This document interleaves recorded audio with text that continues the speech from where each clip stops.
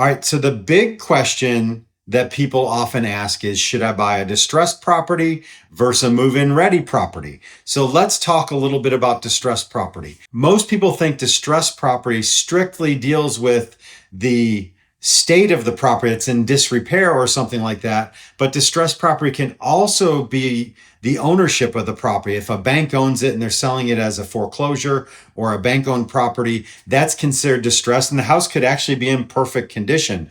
So a lot of people believe that distressed property, you're going to get a better deal than with move-in ready property. So distressed property can often be a deal when you're in a buyer's market. A buyer's market is when there's way more sellers on the market, houses for sale, than there are buyers looking for them. And the sellers are in intense competition with each other in order to get their properties sold. So if you're in a situation where as the buyer, you have leverage on your side because there's very few of you and lots of listings available, in that environment, you can oftentimes find great deals on bank-owned property or those types of properties. However, let's flip that around. If it's a seller's market where there are tons and tons of buyers and not a lot of sellers, you likely are not going to get a great deal. When there is limited inventory, large organizations that own property like that, they know they can get top dollar for the property because there's lots of buyers fighting over each home that's for sale.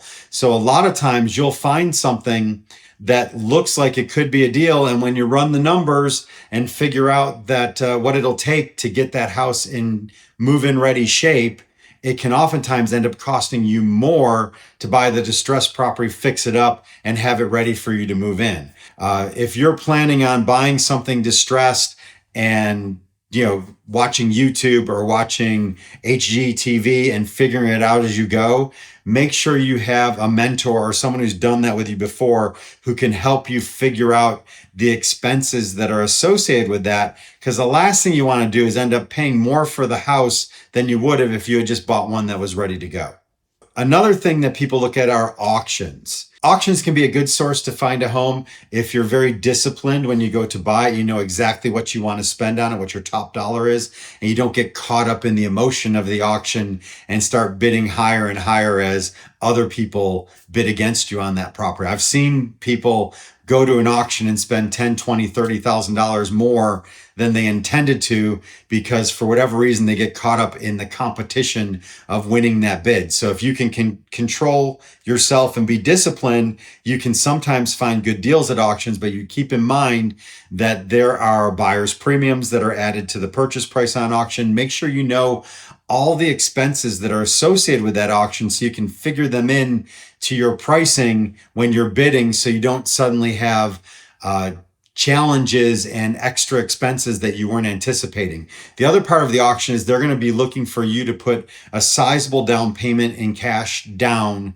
as soon as the auction is done. And if you don't close on that auction, you can often lose that down payment. So before you go the auction route, make sure you get with someone who knows how they work and let them advise you on the pros and cons of that particular auction company and how they do things so you don't end up getting burned because you didn't know what to expect. All right, and then the final thing I want to talk about today is properties that are owned by individuals versus properties that are corporate owned. They're owned maybe by a bank or a hedge fund or a real estate investment trust or something like that where they're owned by an entity instead of an individual. When an entity owns a property, there's a few pitfalls that can show up when you're doing it. Number one, they're going to want to do things on their own timeline. They don't care about your timeline because it makes no difference to them if you close on that house or not. They'll just sell it to somebody else if you walk away.